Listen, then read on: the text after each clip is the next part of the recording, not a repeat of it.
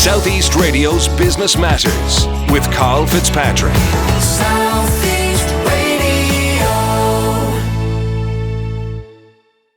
Good morning, I'm Karl Fitzpatrick and welcome to Business Matters. Well, the Cannabis Risk Alliance has stated that Ireland is sleepwalking into the legalisation of cannabis. Decriminalisation and medical cannabis campaigns have proven to be effective Trojan horse strategies on the road to full legalisation and commercialisation in the US and Canada. On the 26th of June last, Minister Simon Harris signed legislation to allow for the operation of the Medical Cannabis Access Programme. Now, medical consultants can prescribe a cannabis-based treatment for a patient with specific medical conditions where the patient has failed to respond to standard treatments. My first guest this morning is Greg Marco, the president of the Cannabis World Congress and Business Exposition. And he joins me to explain why cannabis is one of the hottest sectors in North America right now. Greg, start by providing us with an insight into your own organisation. Thanks for having me, Karl. Appreciate it. We are a trade show producing company. We're based in Paramus, New Jersey. This is our only vertical that we're in the cannabis space.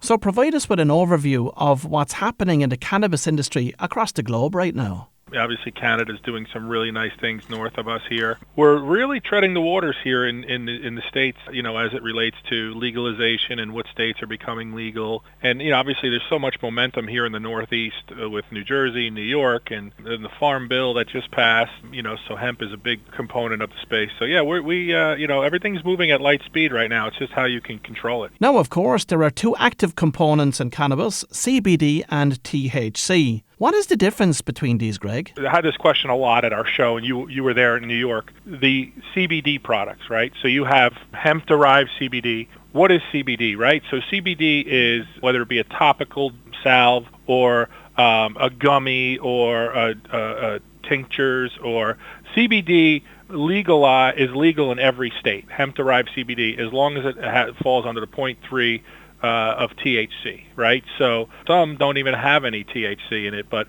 a 0.03. But CBD is a derivative of the cannabis or hemp plant, right? So it's the extract that doesn't make you feel high. CBD is the bridge till cannabis is legalized recreationally. CBD has a lot of the benefits without making you feel high. Now, while presently cannabis is an illegal substance here in Ireland, the conversation has begun about legalising the product for recreational purposes. But do you envisage that governments will begin to decriminalise cannabis for recreational purposes across Europe over the coming years? I always think that countries follow what the United States does. It looks like the United States is looking at Canada, right? Canada has a huge recreational and legal undertaking. So the United States is watching how they do things.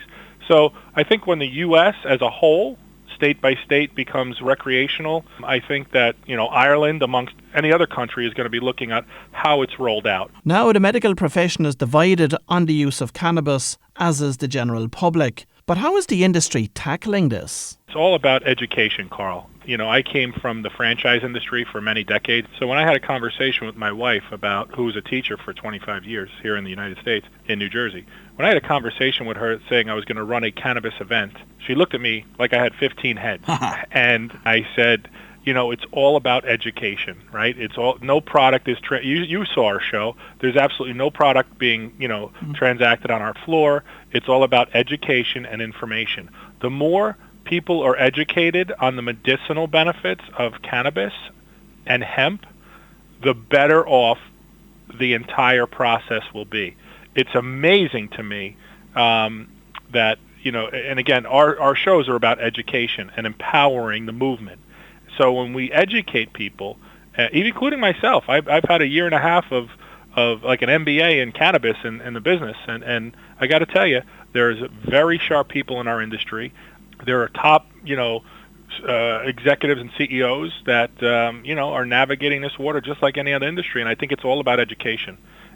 Steve White from Harvest did a keynote presentation at our New York show, and it was fantastic about his evolution on becoming the CEO of, Harvest, recreational, and the evolution, how he did it was he was a lawyer, needed to find something different. It wasn't fulfilling him.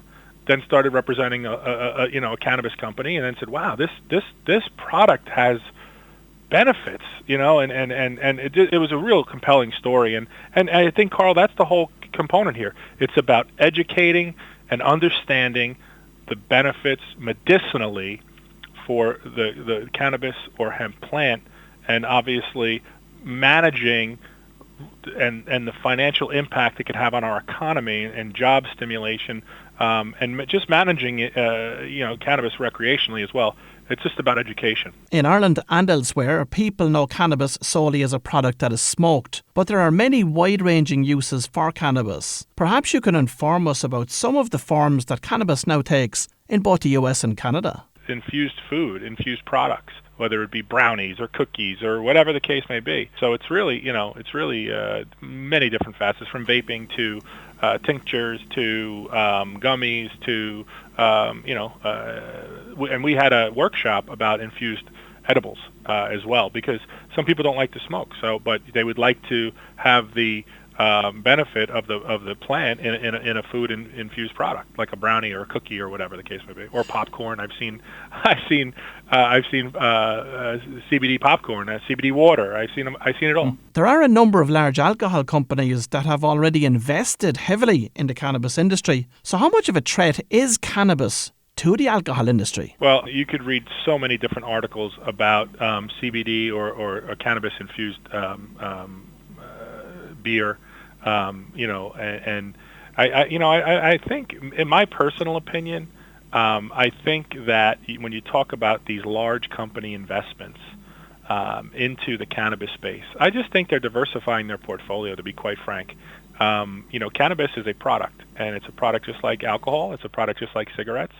It's a commodity, and if you look at how some of these publicly traded cannabis companies are reporting their financials of, the land grow versus the actual, their cost per square foot in retail space of what they bought it for, what they're selling it for. It's just amazing. And, it's just like anything else. It's how you control this craziness. And Greg, how much of an issue is the supply of cannabis? Well, I'm not too granular with the supply, but I could tell you that I've read many articles in Canada where, people are fighting for land to grow cannabis, and especially in the U.S. too, hemp. Getting the right hemp farm. So, like anything else, you're going to have challenges with demand. Because it's getting back to the old supply and demand, right?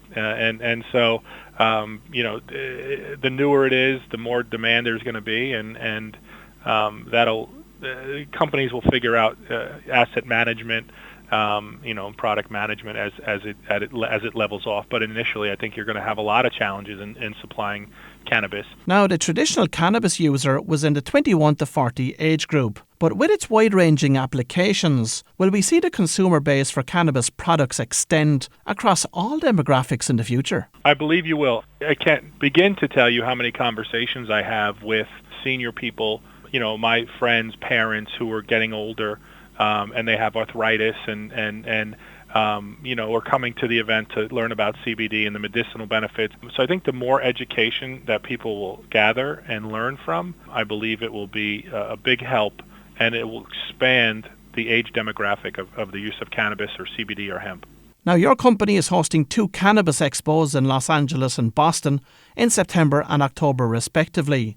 Who should attend these expos, and what can they expect to get from them? At our shows, Karl, what we try to do is we try to educate. And wherever you are on the business platform, if you're a beginner, you just want to get in there and learn about investing, or you're a seasoned investor and you want to take, or you want to learn about hemp, you're a grower. And so our show in LA is a little bit more advanced than it was in New York. The latest products and services, it's more of a mature market than New York was. So there's a different theme there. So like we just talked about infused products, topical gels, cosmetics that you're having infused now. People will be able to learn. People will be able to look at the latest products and services. People can become distributors. They want to start a cannabis CBD business. They can become wholesalers, white label. So if you're looking for a job, right, there's many of the best companies and the executives manning the booth, for them companies. So you can learn about the company, you can network, you could learn about new technologies, and you can learn from top investors. We have great investment platforms. We have, how to maintain your cannabis business. We have a nice workshop with Cloverleaf University. There's a whole host of things, whether you want to become franchise your business, right? There's ancillary services at the event. As we talked about before, there's a couple companies that are going into that franchise model that have retail locations. So yeah, it's a business to business event that you can gain education, meet companies, and grow your business. And have you any plans to host similar expos in Europe over the coming years? We always have our eye open internationally. The family who owns this business has been in the trade show business a very, very long time, and at one point was producing 300 trade shows in multiple countries. So as we grow this business, we're always open to different countries if it makes sense. And finally, Greg, in your opinion, what are the greatest business opportunities in the cannabis industry today? I see a big growth in the retail sector. And again, it's to acquire a medical dispensary license. I think that's really the biggest growth that one could do. Well, if you've just tuned in, that was Greg Marco, the president of the Cannabis World Congress and Business Exposition, and I'm sure that consumers and entrepreneurs will be watching with interest to see if Ireland follows in the footsteps of Canada regarding legalisation of cannabis in the years ahead. Southeast Radio's Business Matters with Karl Fitzpatrick. Southeast.